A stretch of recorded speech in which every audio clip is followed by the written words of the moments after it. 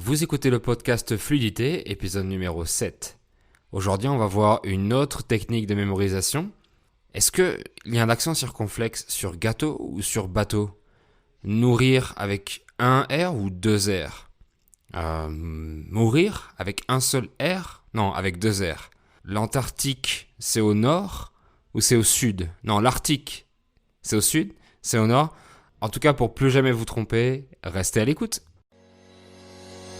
Salut, moi c'est Fabien Saucé, je suis français, polyglotte et j'ai appris plusieurs langues tout seul. Donc j'ai mis mon expérience et ma passion au service des autres en devenant professeur de français et en créant une méthode unique d'apprentissage. Et vous écoutez le podcast qui vous donne toutes les astuces nécessaires pour parler français couramment. Bienvenue dans le podcast Fluidité. Bonjour tout le monde et merci d'être à l'écoute, merci d'écouter ce 7e épisode. J'ai eu un problème de Wi-Fi la semaine dernière, donc j'ai dû publier le podcast depuis un café. Non, c'était il y a 10 jours, c'était pas la semaine dernière, c'était il y a 10 jours. On était dans un appartement Airbnb, c'est un peu le pire que j'ai connu depuis que je loue des appartements sur Airbnb. Quand on est rentré le premier jour dans cet appartement, j'ai senti que quelque chose allait pas, et j'ai tout de suite senti la mauvaise énergie. Et j'ai dit à ma copine qu'on allait raccourcir le séjour parce qu'on n'était pas du tout à l'aise en fait. Et premièrement, quand on a ouvert la porte, on a vu qu'il y avait de l'eau par terre à cause de la décongélation de la glace de la partie congélateur du frigo, parce que le frigo il était réglé au plus bas, donc il n'était pas assez froid, le congélateur n'était pas assez froid et la glace a fondu. Donc on a ouvert la porte, la première impression c'était de l'eau déjà dans l'appartement. Donc c'était pas terrible, surtout qu'on avait personne pour nous accueillir parce que c'est un Airbnb avec les codes et des clés automatiques. Alors c'est répandu en Europe, mais ici au Mexique c'est un peu moins répandu, c'est généralement plus convivial. Les gens accueillent, les gens sont très sympas. Mais là en tout cas c'était une agence immobilière qui voulait rentabiliser, donc il y avait personne pour nous accueillir. Mais c'était pas ça le plus gênant, mais surtout que on a eu une première impression qui était pas super, qui était pas top. Et on sait que la première impression, c'est toujours celle qui compte le plus. On soigne toujours notre première impression quand on va dans un rendez-vous, quand on va quelque part. On a envie de soigner cette première impression et on a raison de le faire parce que c'est toujours la première impression qui compte. Ensuite, on a vite vu qu'il n'y avait aucune attention de la part du propriétaire. Normalement, dans les Airbnb, il y a un petit mot, il y a un petit cadeau. C'est souvent le cas en fait, parce que Airbnb, ça représente une expérience. On s'attend pas à une chambre d'hôtel finalement. Dans un Airbnb, on s'attend un peu à une expérience particulière. Et là, on a remarqué que le logement était juste fait pour gagner de l'argent, pour rentabiliser au maximum, pas vraiment pour le plaisir d'accueillir, pour le plaisir d'héberger. Même dans un hôtel, parfois, il y a plus d'attention. Dans un hôtel, il y a des petits cadeaux, des petits mots, je sais pas, quelque chose, un remerciement dans la chambre. Mais là, rien du tout, en fait. Dans ce logement, il y avait de la place pour 6 personnes. Dans la chambre, il y avait 2 grands lits. Et dans le salon, il y avait un canapé dépliable. Il y avait de la place pour 6, mais il n'y avait pas de placard pour ranger les vêtements. Enfin, il y avait très peu de rangement. Par exemple, dans la salle de bain, il n'y avait pas de petit placard sous le lavabo, quelque chose comme ça. Généralement, c'est le cas en fait, mais pour 6 personnes, finalement, il n'y avait pas vraiment de rangement. Il y a un placard pour les vêtements, mais qui n'était pas dans la chambre, il était dans la cuisine en fait. Et la tringle, la barre pour accrocher les vêtements, était trop basse, ce qui fait que les affaires, les vêtements, les t-shirts, touchaient l'étagère en dessous, ils devaient être pliés. Donc c'était pas pratique du tout. Et pour couronner le tout, le Wi-Fi a cessé de fonctionner. C'était quand? C'était mercredi, je crois. Et l'agence ne voulait pas trop nous rassurer et se préoccupait pas vraiment de notre confort finalement. On a été obligé de déménager car je pouvais plus donner mes cours de français et ils voulaient pas proposer de solution alternative. Alors une panne peut arriver, je dis pas le contraire, évidemment, ça arrive à tout le monde, une panne incontrôlable. Surtout que là, c'était le fournisseur d'accès, donc l'agence ne pouvait pas vraiment intervenir à la place du fournisseur. Mais on peut aussi chercher à satisfaire la personne, satisfaire le client, satisfaire l'hôte. Et là, on sentait que c'était pas vraiment le cas. Donc là, nous sommes revenus chez les parents de ma copine. On y est depuis samedi dernier, donc ça fait maintenant 8 jours, et tout se passe super bien. En tout cas, le Wi-Fi fonctionne. C'est vrai que je l'utilise pour mes cours essentiellement, je l'utilise pas vraiment pour le reste, mais je suis obligé d'utiliser pour mes cours de toute façon. La conclusion de l'histoire, c'est que généralement, il faut suivre son instinct. C'est vrai, quand on est rentré, à la première impression, on a vu que c'était un peu bizarre. On a senti que c'était froid, si vous voulez. On a toujours un ressentiment, on a toujours un pressentiment, je dirais, quand on arrive dans un lieu, quand on rencontre une personne pour la première fois, et on sait que ça va pas bien se passer. On connaît tous ce sentiment-là, et je pense qu'il faut pas essayer de forcer quand ça fonctionne pas ou quand ça correspond pas à nos valeurs. Il faut pas vraiment essayer de forcer, sinon ça marche pas en fait. Il faut laisser couler et passer à autre chose. Quand c'est quelque chose que l'on souhaite réellement, on peut forcer, on peut se battre et tout donner pour y arriver, mais quand c'est quelque chose que on souhaite pas vraiment et on sait que ça marchera pas, il faut suivre directement son instinct. Et j'en parlais dans l'épisode sur l'objectif, je disais que j'avais commencé le portugais quand j'étais en Colombie et c'était pas vraiment pour un but spécifique et j'étais voué à l'échec. Donc ça rejoint ce que je disais là-dessus. Alors cette semaine, on va parler d'une troisième technique de mémorisation très efficace. On parle de la mnémotechnique. Alors vous avez déjà dû en entendre parler, c'est la plus connue des stratégies, je dirais, et la plus utilisée. Le but, c'est encore une fois d'associer, par exemple, l'écriture du mot, un ensemble de mots, avec quelque chose que vous connaissez déjà. Donc je vais vous donner quelques exemples et on va faire des petits jeux ensemble. Alors je vous avais déjà parlé de l'association mentale avec une image, on va dire avec la méthode des clés, elle s'appelle la méthode des clés. C'est-à-dire qu'on utilise une clé pour déverrouiller notre mémoire, pour aller chercher dans notre mémoire quelque chose. On avait pris l'exemple du verbe pleurer en allemand, weinen, pleurer du vin avec le bébé, ou encore du verbe éternuer en français, éternité, éternuer.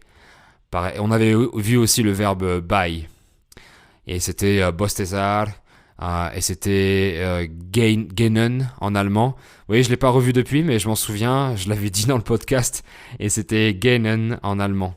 Voilà. Donc, je vous donne des exemples pour vous faciliter les choses, et on va faire des petits jeux ensemble.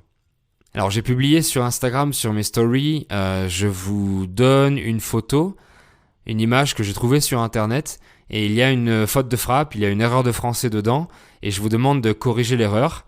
Donc c'est quelque chose que j'aime bien faire parce que c'est très interactif et je peux comme ça vous expliquer la règle, pourquoi ça s'écrit comme ça, pourquoi ça se conjugue comme ça, tout ça. C'est important que vous puissiez le savoir. Donc parmi ces petits jeux que j'ai fait, parmi ces photos que j'ai publiées, il y en a une qui disait « Ne promenez pas vos chiens avec cette chaleur car ils peuvent se brûler leurs pattes ». Donc ici, j'ai demandé où était l'erreur parce que le mot patte était écrit P-A accent circonflexe T-E. Et là, on parlait des pattes des animaux. Et finalement, comment on différencie? Parce qu'on a deux homonymes. On a le mot pâte, donc la pasta, la pâte que l'on mange, la pâte qu'on mange, qu'on fait cuire et qu'on mange. Et de l'autre côté, on a l'homonyme, on a la pâte d'un animal, la pâte de chien, la pâte de chat, la pâte de coq. On dit pas la jambe en français, on dit les jambes pour un être humain. Et pour les animaux, on dit une patte. Ok. Donc comment savoir comment ça s'écrit, puisque comment on peut différencier? On a deux homonymes.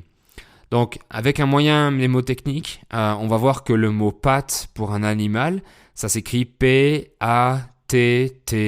Donc on a deux T. Et on a deux T parce que l'animal a minimum deux pattes. Comme je disais dans la story, j'ai jamais vu un animal avec une seule patte, j'en connais pas. Donc il y a deux T en fait, P-A-T-T-E. Oui.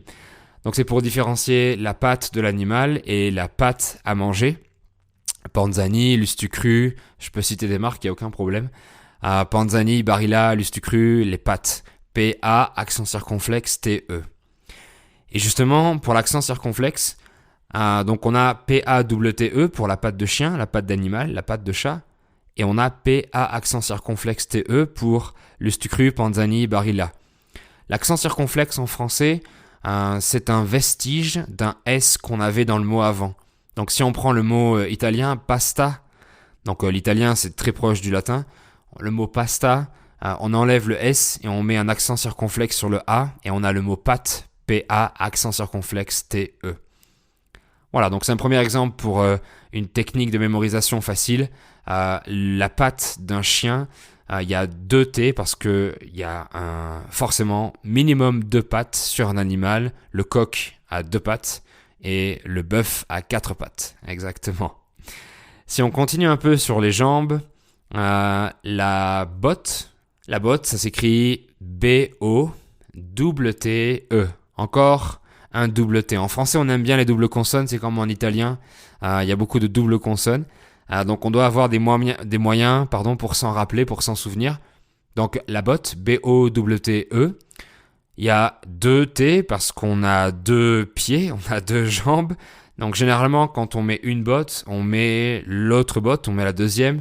Donc, la botte, B-O-T-T-E. Attention, je pourrais faire des interrogations quelque part. Sur mes étudiants qui m'écoutent, je pourrais les interroger. Ok. Un autre mot, des mots qui sont assez connus. Un verbe, par exemple, le verbe to die, mourir, c'est mourir. Oui, est-ce qu'on a un seul R ou est-ce qu'on a 2 R? C'est souvent une source de confusion, même pour les natifs, finalement. Donc le verbe mourir, on a un seul R parce qu'on meurt qu'une seule fois. Voilà, on n'a qu'une seule vie, on a une seule vie, donc on meurt une seule fois, et le verbe mourir, il n'a qu'un seul R. Par contre, le verbe nourrir, ça va être avec double R, parce qu'on se nourrit plusieurs fois. On se nourrit pas qu'une seule fois, on se nourrit 2 fois, 3 fois, toute la vie, donc on a double R. Un autre mot du quotidien, un balai pour faire le ménage. Un balai, est-ce qu'il y a double L ou est-ce qu'il y a un seul L? Un balai, ça s'écrit B-A-L-A-I, avec un seul L, parce que le balai a un seul manche. Oui, le manche du balai, l'endroit, le bâton où on pose les mains, le stick, oui, el mango, c'est le manche. Donc le manche du balai, c'est un seul L. Donc on imagine le L du balai, c'est une seule barre, un seul bâton, un seul L. Par contre, si on recommence avec les jambes, un balai de danseuse, on a 2 L, parce que pour danser, il faut 2 jambes. Ok? Donc on a un homonyme, le mot balai. Le mot balai, soit c'est le balai pour faire le ménage, et on a un seul L, on a un seul manche, soit c'est le ballet de danse, comme on dit ici en Amérique latine, ballette. On dit un ballet, et donc on a double L parce que pour danser, il faut forcément 2 jambes. Donc c'était pour les quelques petits exemples avec les doubles consonnes. Donc je vous conseille toujours au lieu d'essayer de mémoriser par cœur sans utiliser d'image, vous irez beaucoup plus vite et vous le mémoriserez en une seule fois en vous mettant une image. Prenez le temps vraiment, comme je vous disais pour les associations mentales, prenez le temps vraiment de chercher une image, quelque chose qui vous vient à l'esprit. La botte avec double T parce qu'il y a 2 jambes. Nourrir avec 2 R parce qu'on se nourrit plusieurs fois. Le balai de danseuse, les 2 jambes de la danseuse. Imaginez-vous les double L. Donc ça rejoint un peu la technique des images mentales. On se fait un peu une image du mot. Parce que finalement, une série de lettres, pour le cerveau, ça représente rien du tout. Il n'y a rien d'intéressant, comme je vous disais. Donc, quand c'est pas intéressant, la nuit, le cerveau l'élimine. Mais si ça devient intéressant, ça devient quelque chose de sympa. Attends, alors, un balai, si je veux écrire un balai de danseuse, il y a 2 jambes, donc oui, il y a 2 ailes. Exactement comme ça. Donc, je vous promets, faites l'effort de prendre le temps. Quand vous voyez quelque chose, un mot, une nouvelle information, je le répète encore, prenez le temps de trouver une image mentale, quelque chose qui vous parle. La première chose qui vous vient à l'esprit sera la bonne et vous allez vous en rappeler tout le temps. Et ça marche terriblement bien, ça marche super bien. Un exemple avec les accents circonflexes. Alors, les accents circonflexes, maintenant, par exemple, si on prend le mot tâche, alors le mot tâche, soit c'est un synonyme de travail, donc duty, soit c'est un synonyme, le mot tâche, d'une salissure. Donc une tache sur un vêtement, oui, la mancha ou the stain. Donc c'est le même mot, la tâche et la tâche. Sauf que l'un des deux porte un accent circonflexe et pas l'autre. Donc la tâche, le synonyme de travail, l'accent circonflexe, on peut s'imaginer que c'est un chapeau qu'on met sur la tête. Donc, on a besoin de faire un travail qui nécessite un chapeau. Si vous voulez peindre le toit de votre pièce, de votre salon, vous devez mettre un chapeau. Donc, c'est un travail, c'est une tâche à faire. Donc, vous devez mettre un chapeau pour faire cette tâche. Oui, c'est un travail qui nécessite un chapeau. Ensuite, pour l'autre mot tâche, vous savez que l'un des deux a un accent circonflexe. Et on peut aussi dire que l'accent doit partir parce que c'est une tâche. Donc, una mancha, a stain, vous devez la faire partir. Donc, l'accent circonflexe s'en va. L'accent circonflexe part. Il doit partir. Il doit s'en aller.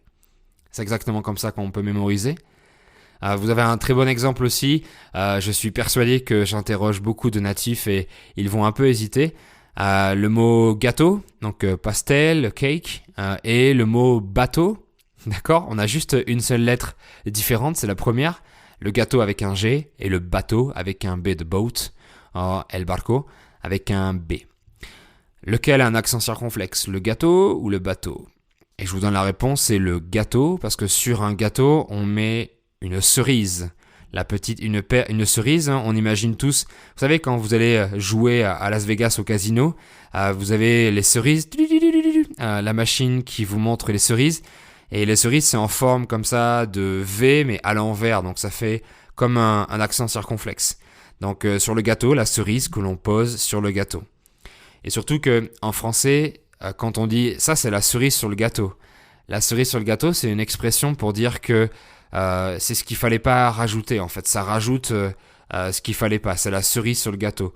J'en avais déjà marre et vous rajoutez quelque chose, c'est la cerise sur le gâteau. Ça s'utilise beaucoup. Donc c'est pour ça que je vous donne ça. Et en même temps, la cerise comme ça, les deux cerises, ça forme comme un petit toit, comme un petit accent circonflexe sur le gâteau. Donc on s'imagine ça et ça fonctionne parfaitement. Et ensuite, le mot bateau.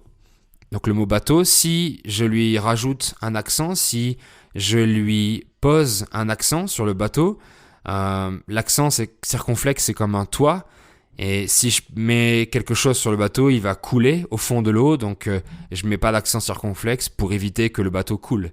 Donc, imaginez-vous, fermez un instant les yeux et imaginez-vous poser un accent circonflexe sur le bateau et le bateau coule. Donc, on retire l'accent circonflexe. Sinon, le bateau coule en fait. Ok ? Donc, ça fonctionne très très bien avec des mots de vocabulaire, surtout avec l'orthographe où on a souvent des hésitations. Par exemple, le mot enveloppe. Un sobre, une enveloppe. Enveloppe, est-ce qu'il y a un seul L ? Est-ce qu'il y a deux L ? Est-ce qu'il y a un P ? Est-ce qu'il y a deux P ? Donc, l'enveloppe, on peut mettre une seule lettre dans l'enveloppe. Just one letter. Una carta. Une lettre dans l'enveloppe. Donc, il y a un seul L de lettre. Un seul L dans l'enveloppe. Exactement. Et on a un double P. Donc, le double P... J'ai jamais pensé à quelque chose, mais je sais qu'il y a un double P en fait, comme ça, instinctivement, mais le double P, on peut dire par personne, donc per person, donc une lettre par personne, un L et PP par personne, donc une lettre par personne, donc c'est un moyen mémotechnique pour vous rappeler le mot enveloppe. Il y a un seul L et il y a deux P, le par personne, les initiales, PP, donc enveloppe, un seul L avec double P. Voilà, je vous donne comme ça ces cadeaux, je vous donne des techniques super faciles pour retenir l'orthographe. Donc pensez-y, je vous dis quand en français vous voyez des doubles consonnes, pensez à trouver un moyen pour vous en rappeler parce qu'on en a beaucoup en français. Donc je vous donne des techniques pour le français, mais en dehors du français, vous pouvez utiliser ces techniques pour autre chose. Par exemple, si vous voulez connaître l'ordre des planètes, vous allez dire une phrase qui vous permet de vous souvenir grâce à la première lettre de chaque mot, donc grâce à la première syllabe de chaque mot, vous allez pouvoir vous souvenir de l'ordre des planètes par exemple. Donc si je vous dis ma tante Marcel joue sur un nouveau piano. Ma tante Marcel, donc on a MTM, et on a Mercure, la Terre et Mars de Marcel. Mercure, Terre, Marcel. Ma tante Marcel joue sur un nouveau piano. Joue, Jupiter. Sur, Ça commence par un S, donc c'est Saturne. Un nouveau piano. On a le U de 1, c'est Uranus. Nouveau piano. Nouveau, c'est Neptune. Et piano, c'est Pluton. Même si Pluton n'est plus une planète depuis août 2006, je crois.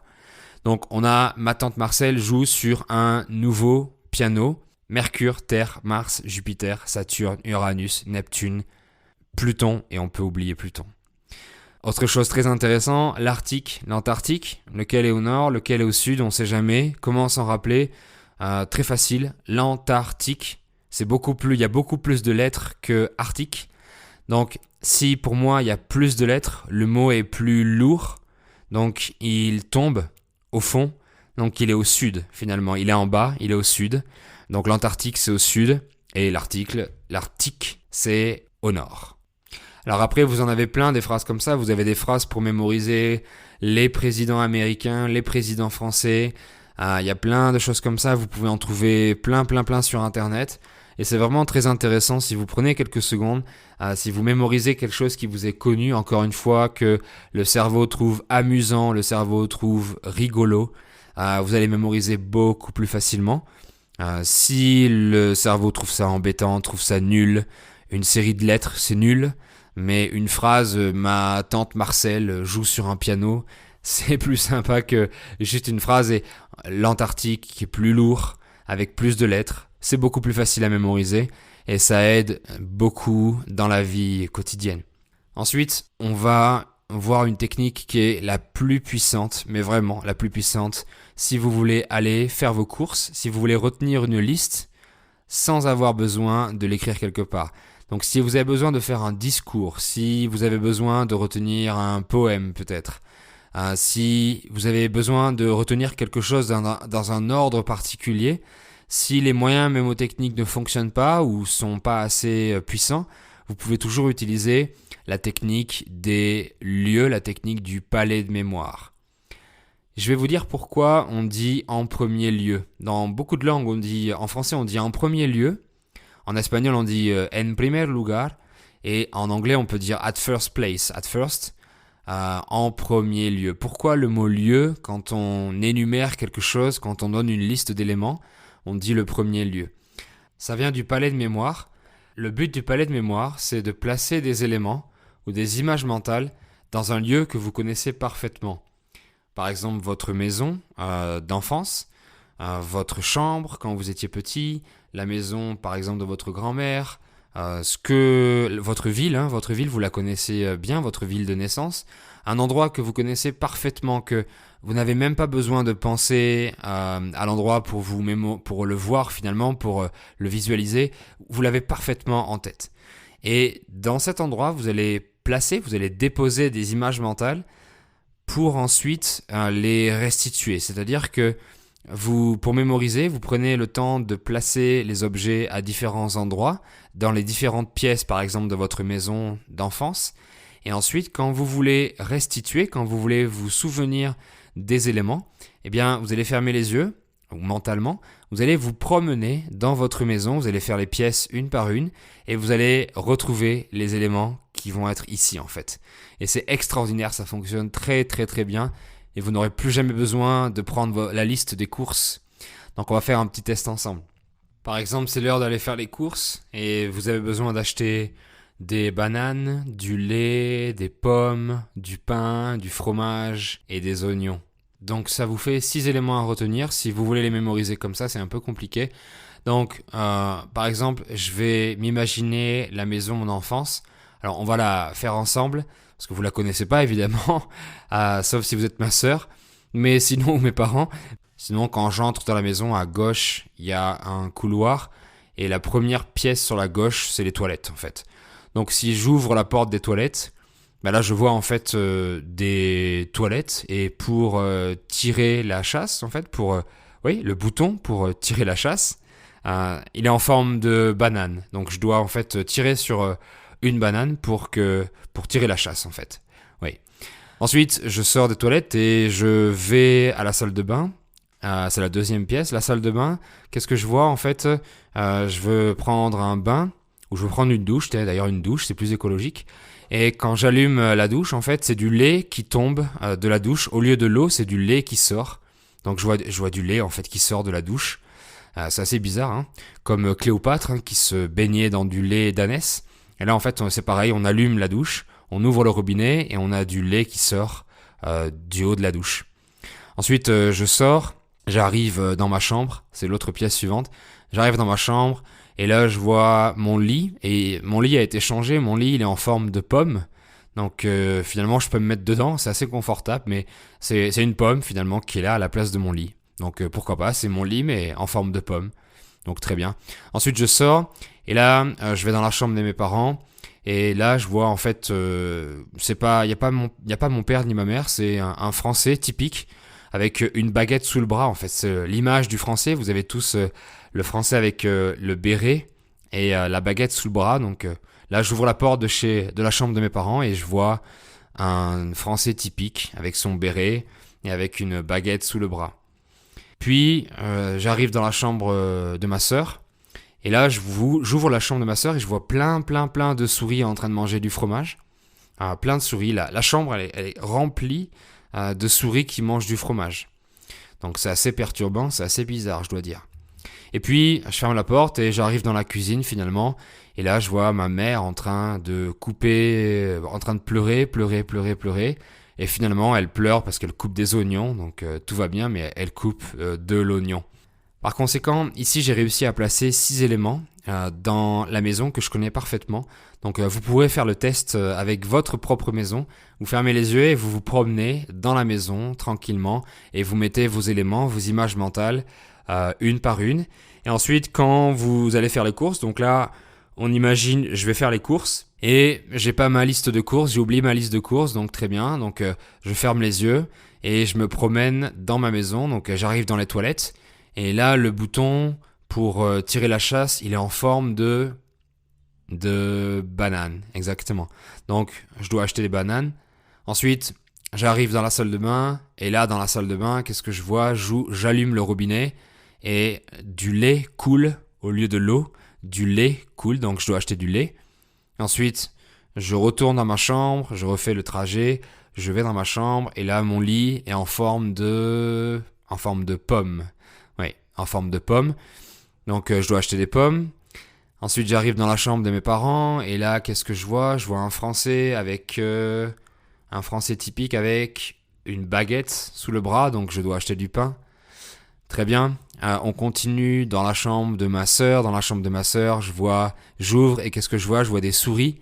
Donc les souris, ça me fait penser à quoi? À du fromage. Donc je dois acheter du fromage. Et finalement, j'arrive, je me promène mentalement dans la cuisine pour terminer. Et là, ma mère est en train de pleurer. Ma mère pleure. Elle pleure parce qu'elle coupe des oignons, évidemment. Donc je dois acheter des oignons.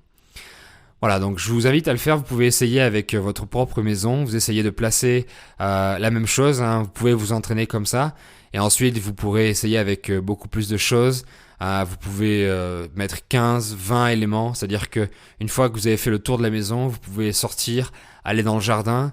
Et vous avez des éléments clés dans votre jardin. Il y a un arbre ici à droite. Et ensuite, il y avait ma balançoire quand j'étais petit. Donc vous mettez vos objets dessus, vos images mentales. Donc vous allez combiner les associations mentales avec quelque chose, avec les palais de mémoire. Donc on appelle ça un palais de mémoire. Et on se promène et on a nos images mentales qui apparaissent au fur et à mesure. Et ça marche très bien. Et on n'a plus besoin de liste de courses. Et si vous avez un discours à retenir, pareil pour un discours, vous devez passer à l'oral. Vous devez retenir en fait les étapes clés. Étapes clés d'une histoire, étapes clés de quelque chose. Même chose, vous placez vos images mentales, le début du discours dans chaque pièce et vous allez vous en rappeler parfaitement et on ne peut pas oublier.